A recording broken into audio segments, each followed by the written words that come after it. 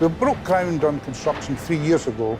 This was just a barley field and very soon became a very big hole in the ground when we shifted 500,000 tonnes of earth. I've visited the building 100 times. I've seen it develop into this architectural marvel, with the inspiration design of this building by Graham Stirk. It was always trying to capture the words they used, the mystery revealed. So the idea of being aware of something which is definitely man-made, but is of landscape. We like the idea of it gently unwrapping in front of the visitor. It wants to appear to come out of the landscape. It was deliberately trying to be more mysterious. If something can be drawn on paper and proven in paper, then we'll find a way to do it. There's been some very unique construction techniques used here, much of it hidden now underground, but we know it's there. Some of the detailing we come up with is all construction-led, how we produce such narrow walls that are doing such a big job structurally. They're all 300 millimetres wide, so it's not like they're big, wide walls. And a wall like this is exceptional. This is 9 metres high, and it is absolutely straight. The scheme is approximately 220 metres long by 60-odd metres wide. To get the right concrete mix that the project deserves and the architects have drawn, we've had to go to local sources and make sure that's right for the project. For me, the biggest challenge was finding people capable of building this, finding the right contractors with the right capability. We were blessed with some excellent contractors, particularly Robertson, Vihag, Carey. They became very much part of the design team. 400 fantastically skilled people on site, the absolute masters of construction from around the world. Without clear dialogue between architect, engineer, client, it's very difficult to make anything that is really worthwhile. But if you can get all those forces working together, then you make something quite extraordinary. When you start to look at the process, you start to look at the steel, the concrete, and then you see the roof. It's just everything we're doing here is just fantastic.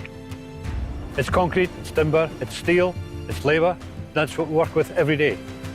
And timber gives the warmth and the aura to this building.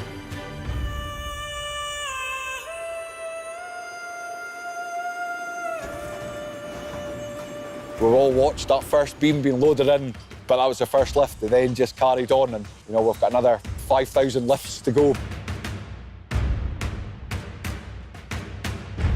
Timber is a green material. Actually, it's the most sustainable building material.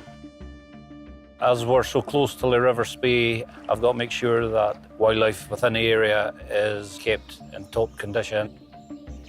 We walk around the full site and just make sure that we're not doing any damage.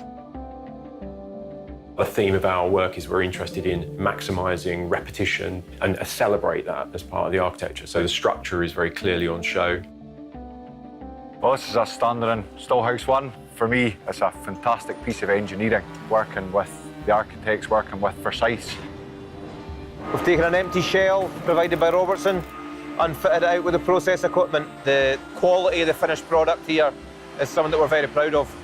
So the cave privé is something very different. It's a circular structure, it's a broch, it's got precast panels hanging on it, it's got an observation deck sitting in the middle of it. So well made, so well polished, and it looks stunning.